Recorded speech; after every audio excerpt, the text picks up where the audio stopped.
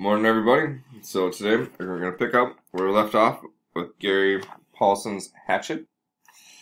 Um, we were on chapter 6, so that's where we're going to pick up from. So here we go. 2 years before, he and Terry had been fooling around down near the park, where the city seemed to end for a time and the trees grew thick and came down to the small river that went through the park. It was thick there and seemed kind of wild. And they had been joking and making things up, and they pretended that they were lost in the woods, and talked in the afternoon about what they would do. Of course, they figured they'd have all sorts of goodies, like a gun and a knife and fishing gear, and matches so they could hunt and fish and have a fire. I wish you were here, Terry, he thought, with a gun, a knife, and some matches. In the park that time, they had decided the best shelter was a lean-to, and Brian set out now to make one up. Maybe cover it with grass or leaves or sticks, he thought, and he started to go down to the lake again, where there were some willows that he could cut down for braces. But it struck him that he ought to find a good place for the lean-to, and so he decided to look around first. He wanted to stay near the lake because he thought the plane, even deep in the water, might show up to somebody flying over, and he didn't want it to diminish any chance he might have of being found. His eyes fell upon the stone ridge to his left, and he thought at first he should build his shelter against the stone. But before he had decided to check out the far side of the ridge, and that was where But before, he had decided to check out the far side of the ridge, and that was where he got lucky. Using the sun and the fact that it rose in the east instead of in the west, he decided that the far side was the northern side of the ridge.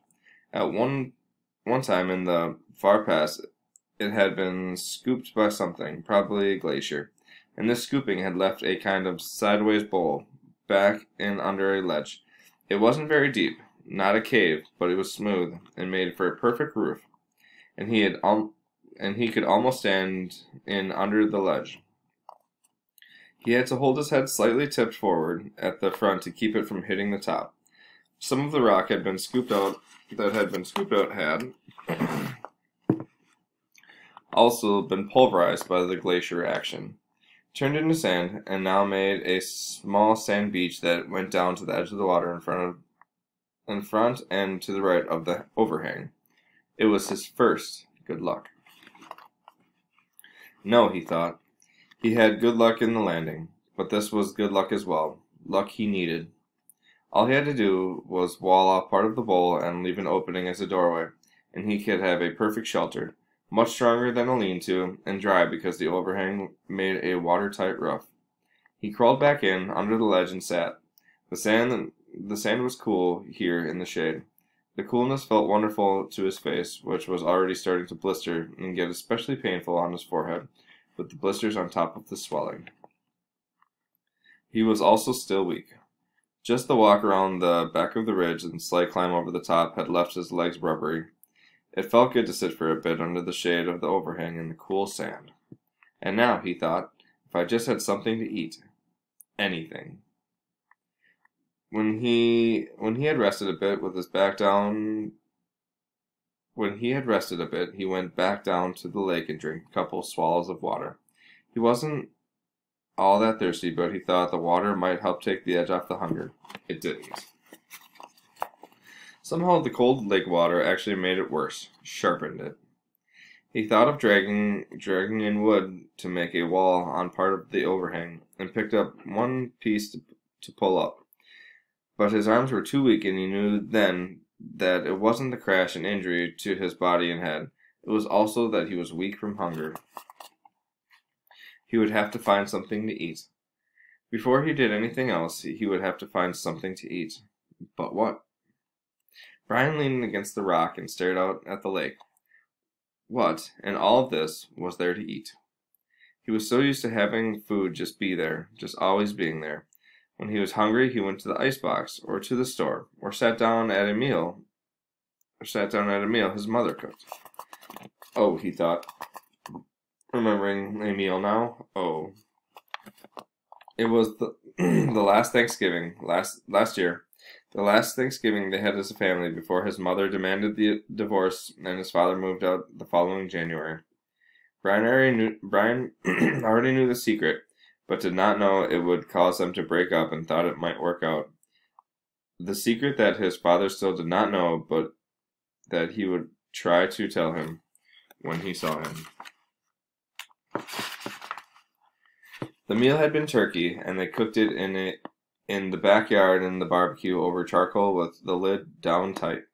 His father had put hickory chips on the charcoal, and the smell of the cooking turkey and the hickory smoke had filled the yard. When his father took the lid off, smiling, the smell that came out was unbelievable, and when they sat to eat, the meat was wet with juice and rich and had the taste of the smoke in it. He had to stop this. His mouth was full of saliva, and his stomach was twisting and growling. What was there to eat?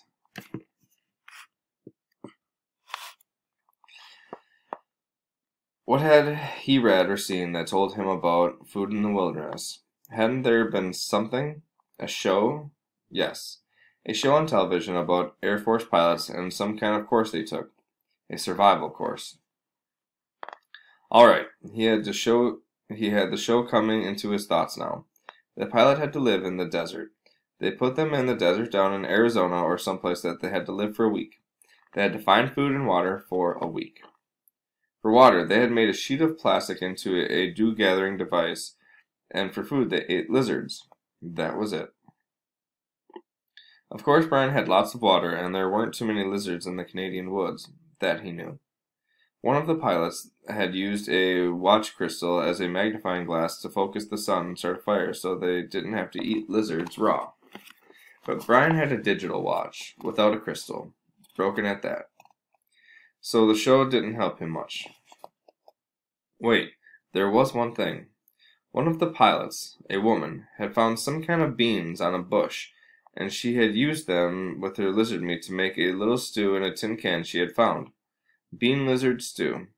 There wasn't any beans here, but there must be berries. There had to be berry bushes around. Sure, the woods were full of berry bushes. That's what everybody always said. Well, he'd actually never heard of anybody say that, but he felt that it should be true. There must be berry bushes.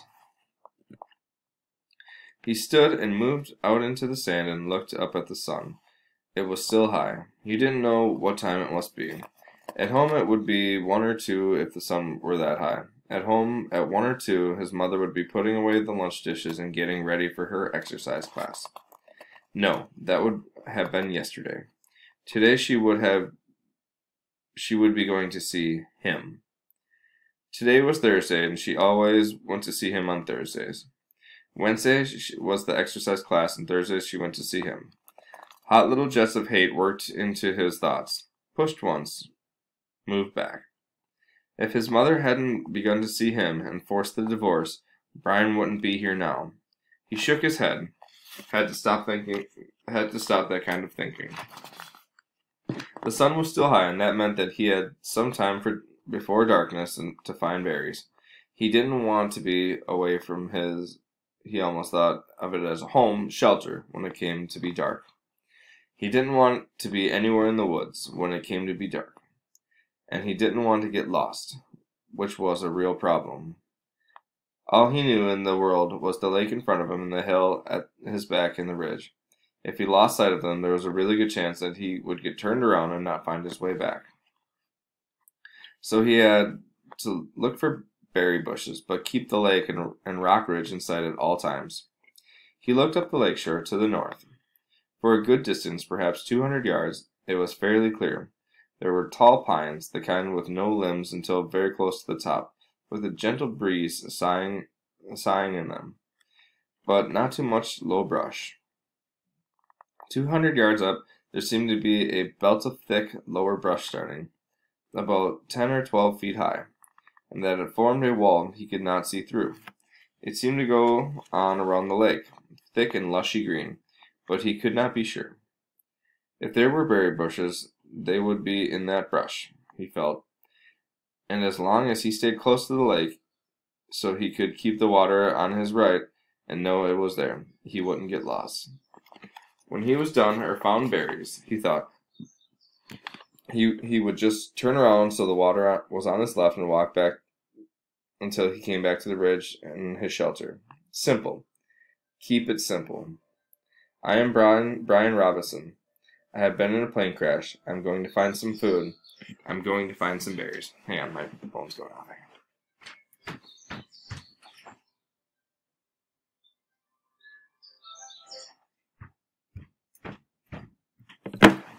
Alright, sorry. He walked slowly, still a bit pained in his joints and weak from hunger, up along the side of the lake. The trees were full of birds singing ahead of him in the sun. Some he knew, some he didn't.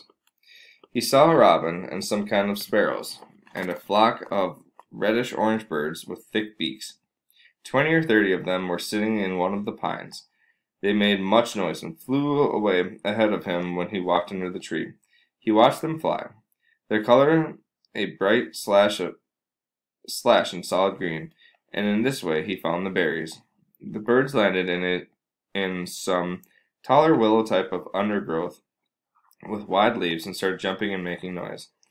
At first he was too far away to see what they were doing, but their color drew him, and he moved toward them, keeping the lake in sight on his right, and when he got closer he saw what they were eating. Berries. He could not believe it was that easy. It was as if the birds had taken him right to the berries. The slender branches went up about 20 feet and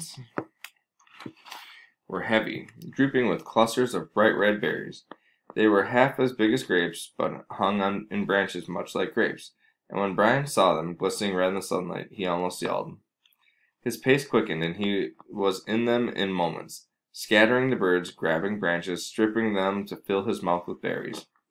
He almost spit them out. It wasn't that they were bitter so much as they lacked any sweetness, had a tart flavor that left his mouth feeling dry. And they were like cherries, in that they had large pits, which made them hard to chew. But there was such a hunger on him, such an emptiness, that he could not stop, and kept stripping branches and eating berries by the handfuls and jamming them into his mouth and swallowing them pits and all. He could not stop, and when, at last, his stomach was full, he was still hungry. 2 days without food must have shrunken his stomach, but the drive of hunger was still there. Thinking of the birds and how they would come back into the berries when he left, he made a carrying pouch of his torn windbreaker and kept picking. Finally, when he had judged he had close to 4 pounds in his jacket, he stopped and went back to his camp by the ridge. Now, he thought, now I have some food, and I can do something about fixing this place up. He glanced at the sun and saw that he had time before dark. If I only had matches, he thought, looking ruefully at the beach and lakeside. There was driftwood everywhere, not to mention dead and dry wood all over the hill, and dead dry branches hanging from every tree. All firewood, and no matches. How did they used to do it, he thought, rub 2 sticks together? He took the berries and the pouch back in under the overhang in the cool shade and found a couple of sticks. After 10 minutes of rubbing, he felt the sticks, and they were almost cool to the touch. Not that, he thought. They didn't do fire that way. He threw the sticks down in disgust. So no fire. But he could still fix the shelter and make it here the word safer came into his mind, and he didn't know why. More livable. Kind of close in it, he thought. I'll just close it in a bit.